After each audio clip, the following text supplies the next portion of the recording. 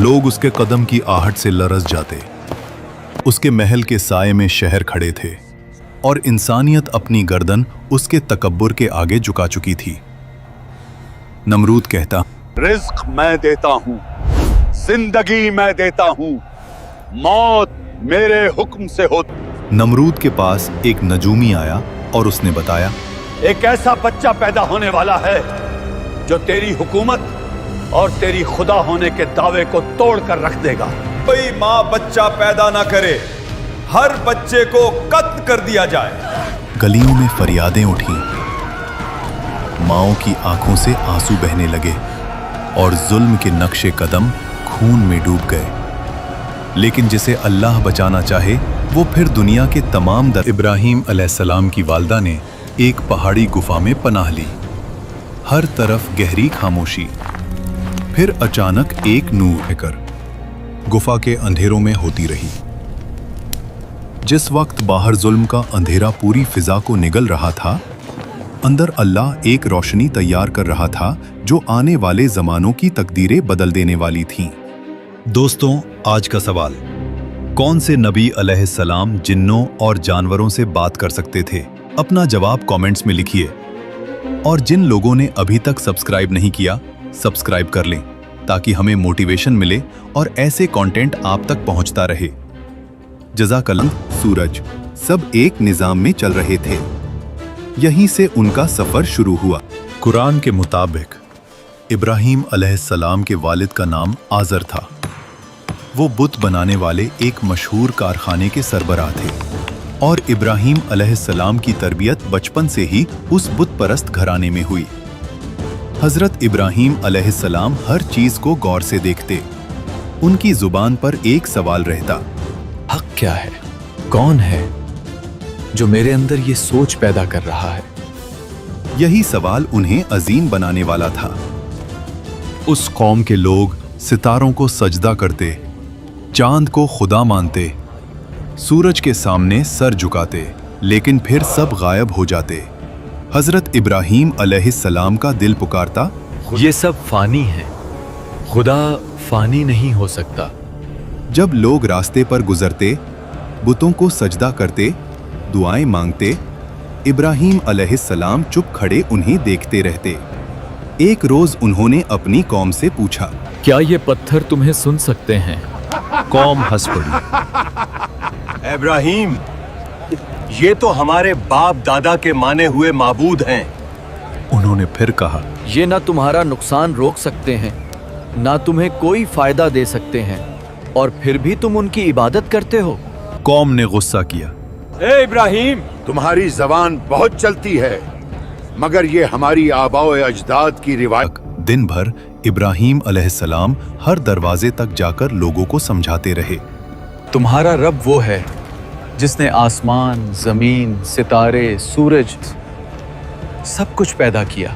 मगर बुत परस्त कौम का दिल पत्थर था, उनके बुतों की तरह। एक दिन इब्राहीम अलैहिस्सलाम ने देखा, कौम एक बड़ी खुशी और मेला मनाने गई हुई थी।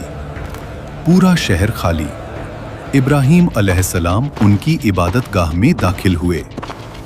उन्होंने चारों तरफ देखा, गुंबदों में गूंजती खामोशी और उन पत्थरों का जमा हुआ बोझ जो सदियों से लोगों के कंधों पर था।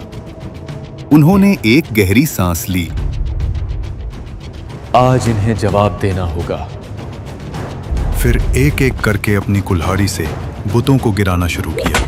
कोई जमीन पर गिरा, कोई टूट कर बिखरा, किसी का चेहरा चूरा चूरा हो गया, और आखिरी में सबसे बड़ा बुत, इब्राहीम अलैहिस्सलाम ने वो कुल्हाड़ी उसके कंधे पर लटका दी। जब लोग वापस आए और अपनी इबादत गाह की हालत देखी तो चीख उठे, ये सब किसका काम है? किसी ने कहा, इब्राहीम नाम का जवान हमेशा हमारे बुतों की बुराई करता है। इब्राहीम अलैहिस्सलाम को दरबार में बुलाया गया। उनसे पूछा गया, इब्राहीम, क्या तुमने इन्हें तोड़ा है? उन्होंने जवाब दिया, जब ये सबसे बड़ा बुत सलामत खड़ा है तो उससे पूछ लो, शायद यही बताए किसने बाकी बुतों को तोड़ा। कौम गुस्से में फट पड़ी। इब्राहीम, तुम जानते हो कि ये बोल नहीं सकते। इब्राहिम अलैहिस्सलाम का जवाब उस शहर की दीवारों को हिला गया। जब तुम जानते हो कि ये बोल नहीं सकते, चल नहीं सकते, फायदा नहीं दे सकते, नुकसान नहीं पहुंचा सकते, तो फिर तुम उन्हें रब क्यों बनाते हो? ये आवाज हवाओं में घूमी, लोगों की जुबानों से टकराकर नमरूद के महल तक पहुंच गई।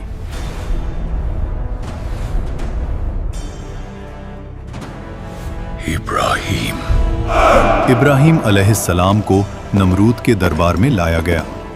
से में पूछा, तू मेरे खुदा होने का इनकार करता है? इब्राहिम अलैहिस्सलाम ने नरमी से कहा, मेरा रब वो है जो जिंदगी देता है और मौत देता है। नमरूद हंस पड़ा। ये काम तो मैं भी करता हूं। फिर उसने 2 कैदियों को बुलाया और एक कैदी को माफ कर दिया, दूसरे को मरने का हुक्म दे दिया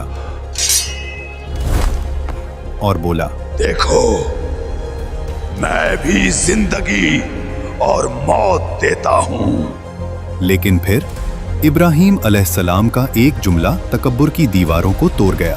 मेरा रब सूरज को मशरिक से निकालता है, अगर तू खुदा है तो इसे मगरिब से निकाल। दरबार जम गया, हवा तक रुक गई, आंखें तक फैल गईं। हमेशा 2 रास्ते देता है, या झुक जाओ या जला दो। नमरूद ने जला देने का रास्ता चुना। उसने हुक्म दिया, सबसे बड़ी आग जलाओ जो इस जमीन ने कभी न देखी हो। लकड़ियां जमा की गईं, इतनी के पहाड़ बन गई और शोले आसमान को छू रहे थे। आग की तपिश इत पत्थर और आग के गोले दूर तक फेंकती थी। हजरत इब्राहिम अलैहिस्सलाम के हाथ बंधे गए। जालिम कौम हंस रही थी। नमरूद अपने तकब्बुर में ये सब देख रहा था और फिर इब्राहिम अलैहिस्सलाम को आग में डाल दिया गया। जमीन ने सांस रोक ली, आसमान साकूत में डूब गया और फिर अर्श इलाही से हुक्म उतर। जलाने के लिए पैदा हुई थी, लेकिन रब ने उसे इत्मीनान का बिस्तर बना दिया। आग के बीच सब्ज घास उगाई। इब्राहिम अलैहिस्सलाम मुस्कुराते हुए खड़े हुए, कपड़े बेऐब, जिस्म सलामत। रूहानी नूर उनके चेहरे पर चमक रहा था। जालिम कौम की आंखें फट गई, तकब्बुर की दीवार टूट पड़ी। इब्राहिम अलैहिस्सलाम जिंदा निकले, मगर नमरूद अंदर से मर गया। एक रात आसमान से गुबार उठता है, पहले एक मच्छर, फिर 2, फिर लाखों। मशालें बुझ जाती हैं, फौज भागती है, घोड़े बेकाबू हो जाते हैं, सिपाही चीखते हुए अपने बादशाह को पुकारते हैं। एक ऐसी मखलूक जो इंसान की नजर में कुछ नहीं, एक अजीम फौज को धूल में मिला देती है। आया जब मच्छर ने उसके दिमाग को खा लिया, उसकी सांस थम गई, उसका अंजाम इबरतनाक हुआ। ये वाकया गुजरा नहीं, ये रोज हो रहा है। आज भी लोग अपनी दौलत, पावर, इक्तिदार पे फख्र करते हैं।